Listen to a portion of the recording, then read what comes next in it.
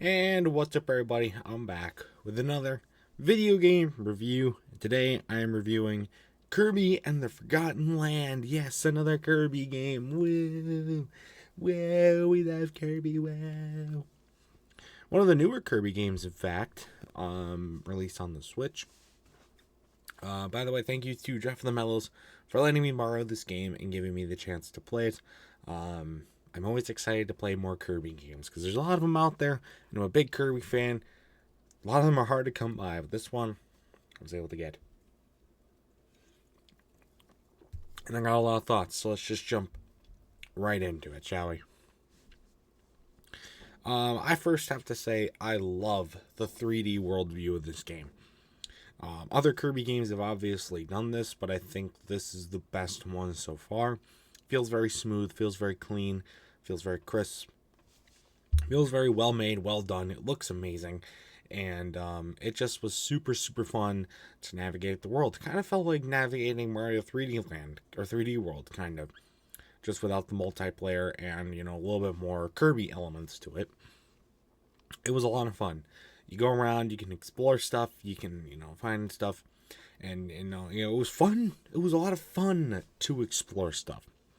Which it kind of incentivized because you had the Waddle Dee requirements, which the Waddle Dee requirements were a bit annoying. However, it was still fun to go around and explore the levels, so I wasn't too mad about it. They weren't too hard to, Waddle Dees weren't too hard to come by. And you didn't. I obviously, when I went back and had to get more, I didn't have to get more than like 2 or 3 at a time, so it wasn't much. Versus like Captain Toad, where this whole thing about this diamond or Waddle Dees or whatever the fuck requirements began for me, that felt like a chore. This doesn't feel like a chore. It didn't feel like a chore to me at all in this game. It was really fun. There's an enemy in this game that looks like Pac-Man. It's the slashers ones that throw those like boomerang things. They look like Pac-Man. Was that intentional or not? I don't know. But it's kind of cool regardless. It's like a chrome robotic Pac-Man. I also found it funny that for a lot of the bosses that we have to beat them silly even after we've drained their health bar, just to beat them in total, which is it feels kind of like a lot of these bosses weren't that hard. They also aren't that intimidating. It didn't feel right to do that.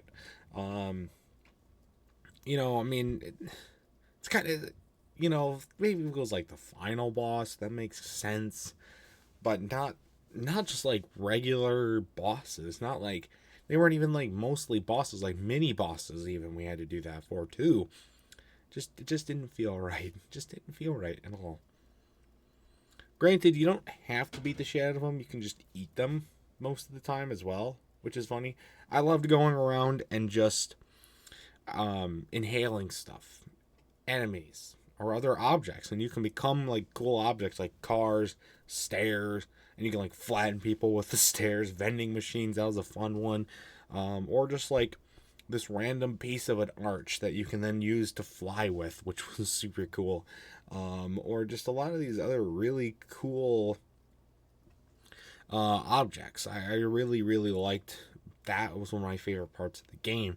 But otherwise, just like eating enemies and doing stuff that Kirby would do. And it was always just a lot of fun to do that.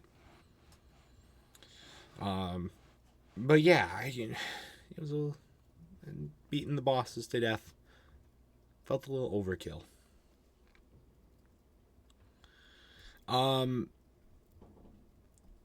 I will have to say I think one of my bigger gripes about this game, and there are not many of them, so this is a relatively small gripe, but it is, with how great this game is, it does kind of stand out. The dodge requirements, the dodge mechanics are bad. It was very, very difficult to dodge, especially in very quick, tight situations. That makes and that plays a factor in 2 boss fights. The final boss fight a little bit, though that one I didn't think was that hard. You didn't have to do the precise dodge move.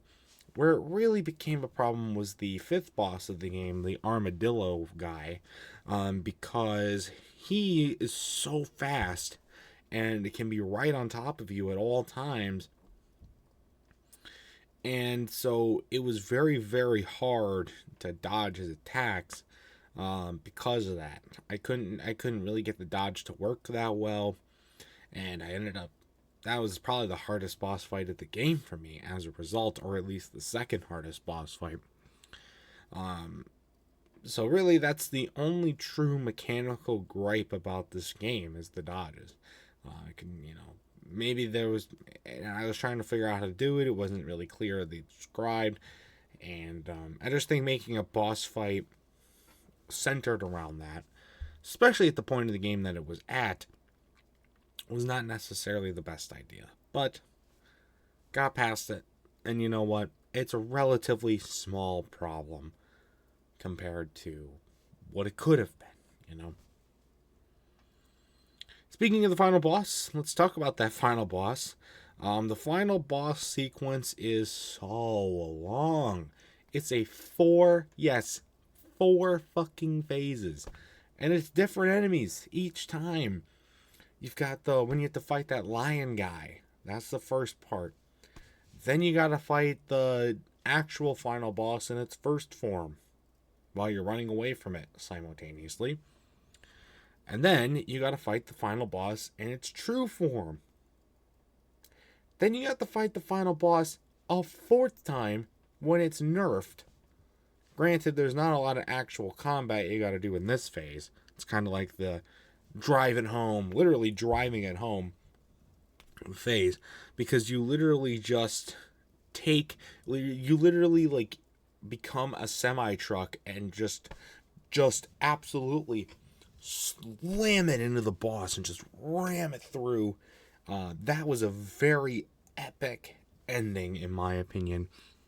It was that was a sweet ending to this game. It was awesome.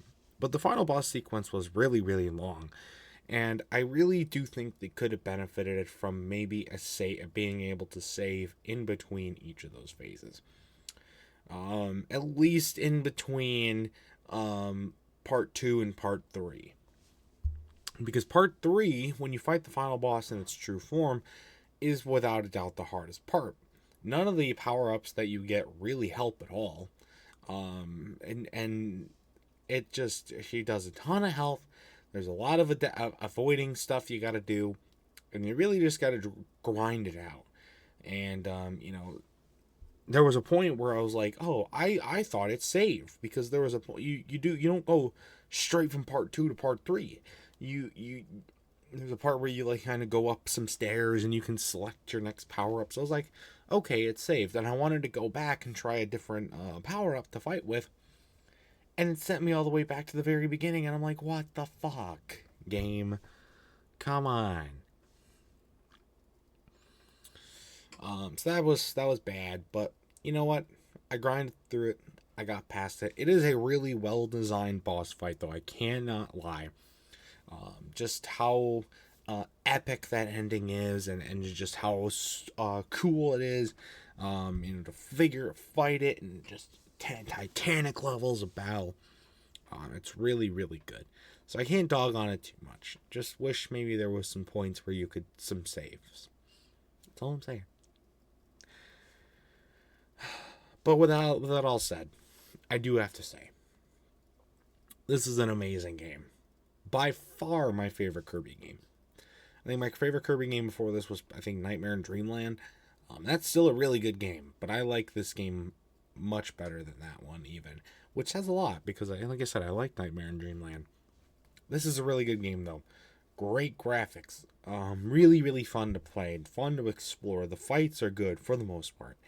And just really, really epic stuff and fun stuff to do all around. And,